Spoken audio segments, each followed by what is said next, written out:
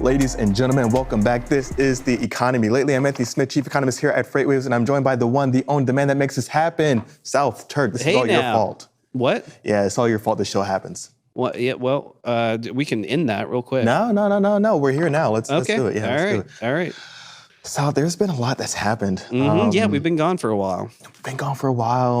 There's a lot to catch up on. I guess real quick, we'll just kind of go over the latest that's happened in the economy since we last spoke, maybe. And we just have to try harder next time to not lose the desk. That's really what happened. We lost the desk. And I didn't know where it went. Yeah, it just disappeared one day, and then another day it reappeared. A couple of weird, more new stains on it, but I don't really want to know. We should put cameras on this desk at all times. Yeah. Like surveillance for this desk. Oh, okay. All right, yeah. For the economy. For the economy. Yeah. An AirTag. Where does the desk go when you're not there? Does it still exist? Yeah. Is it like down there on the walking bridge? Yeah. Normally? Hey, did you see that car driving on the walking bridge? I did. The one we normally... I know. Thank God we weren't on it. Yeah, we could have been doing interviews. Yeah, I would have been ran over. I wouldn't have said a thing. Close call. Close call indeed. But speaking of close calls, speaking of that debt ceiling, which maybe we'll get into a little bit later, but we have to start with things that have happened upstream and the latest of the economy, starting off with some of the releases that's happened last week. We're looking at overall upstream. Of course, we got to start with something like durable good orders because that's going to have some implications for business-to-business activity. The latest number for the durable good orders shows a 1.1% monthly gain, but we got to remember, there's that wild and volatile Christian Thomas segment in here, and that's going to be military spending or defense spending, and that's going to be something that really contributed to the overall upward movement in the latest report for durable good orders. We're looking at that had an increase of over 30% for the month, while we're looking at non-defense capital goods spending that had a decline of 0.5%. So overall, that is something to watch when you're looking at the overall trends, is what happened underneath it. On top of that, we got some more updates for regional Fed indices for manufacturing, like the Richmond Fed Index that showed that there was some downward movement there as well.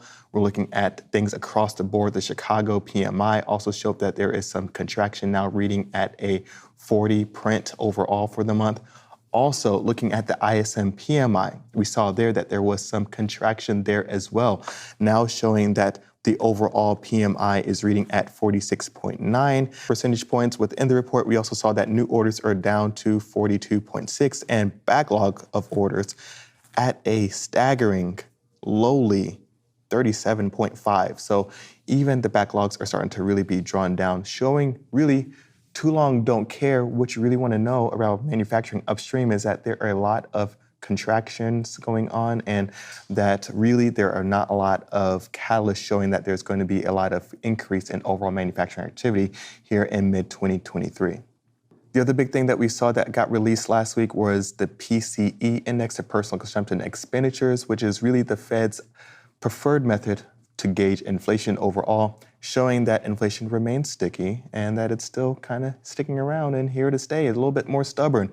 Also showing in the latest report numbers that the Fed likes to use and watch is going to be around the labor market, showing that job openings and really the labor has really stayed resilient overall. So these are going to be a couple of factors that really the Fed is going to watch closely when making its decisions around overall inflation. At the time of this recording, we don't have the latest number for the unemployment rate, but the Fed might see that there, instead of a pause, might be further increases because the economy can sustain this or take on some of those hits. Also, this gives them more room to lower rates eventually and really start to enact some quantitative easing when the time calls for it in terms of macroeconomic recession. So that's going to be another tool for the Fed to utilize a little bit later. But right now what we're seeing is that consumers are still spending, consumers are still purchasing, consumers are still utilizing credit cards. And speaking of which, that is going to be updated in the next week. Next week is going to be a little bit light in terms of overall macroeconomic releases, with consumer credit being one, and we're also going to see the trade deficit as well.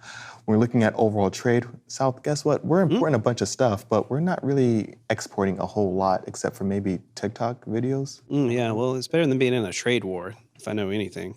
Oh, yeah, that was a thing for a while, was the trade war. America. Anyway, there's going to be very few releases to watch in the upcoming week, but definitely something to keep in mind is going to be that trade deficit.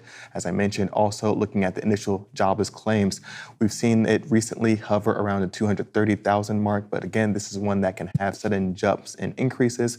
We're looking at the latest number for the job openings or JOLTS report. We did see that there is a lowering in the overall quit rate. And the quit rate can be kind of seen as a pseudo consumer sentiment, consumer confidence index for the labor market.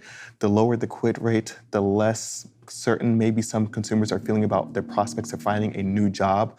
It's kind of contrast to what we saw a little bit earlier on in quite a few quarters ago, over a year ago, with the Great Resignation, where people were just leaving their jobs left and right. South, they never leave me. And what we saw from that was that really the pendulum kind of swung to the employees from the employers. The pendulum is definitely swinging back the other direction now. And I am not that optimistic about the labor market as we get closer to the latter half of the year.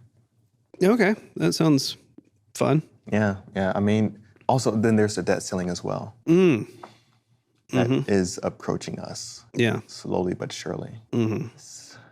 I mean, realistically, nothing a good old World War wouldn't fix, right? You're right. Yeah. Go to war and just, that cancels everything out. I mean, that gets defense spending back up, that gets people's attention on something else, and now it's no longer a concern of macroeconomic health. It's more so of a concern of domestic health. And so that would be something that could really alter focus overall. And ladies and gentlemen, that's going to do it for this quick segment of Economy Lately. As I mentioned, not a whole lot of economic updates coming out in the next week, but doesn't mean that they're not important. Keep your eye on that deficit, keep your eye on initial jobs claims, and keep your eye on consumer credit, because I'm sure it will be interesting to all take in. And of course, we'll be here to update you all on all the latest, especially from debt ceiling concerns, from the overall macroeconomic health, and really overall what it means for freight, because that's what really runs our country, keeps us going. Yeah, that is the party line we have here at FreightWaves. Yeah. Real quick, one question, real quick. For anyone out there who's having anxieties, about the current economic positions that we find ourselves in as a country, any tips or tricks in how to, get a good night's rest or not worry yourself into an early grave or anything like that? Oh, yeah, that's good. And I think that leads into another thing, South, because in times of macroeconomic distress, it's also kind of pertinent to keep mental health at the forefront, because it does take a toll on your mental health. So I think definitely one of the big things you have to kind of take into account is making sure that you're prepared for any kind of circumstances. So making sure that you're putting yourself and your family in the best position for if there is any kind of collapse or deterioration in the macroeconomic scale, or landscape, I should say, that you are positioning yourself in a better circumstance. And so I think that would be it, is that you're doing the best thing that you can, not for what's going on right now, but what might be happening 2, 6, maybe 10 months from now, maybe a year from now, So you're saying become a doomsday prepper, right? Like go ahead and build a thing in your backyard, the shelter. Yeah. Stock up on your beans and your tomatoes. Yes. Okay. Yes. So official statement here. Bring that show back. Is it still airing? Oh, Erin? No, she does the other shows.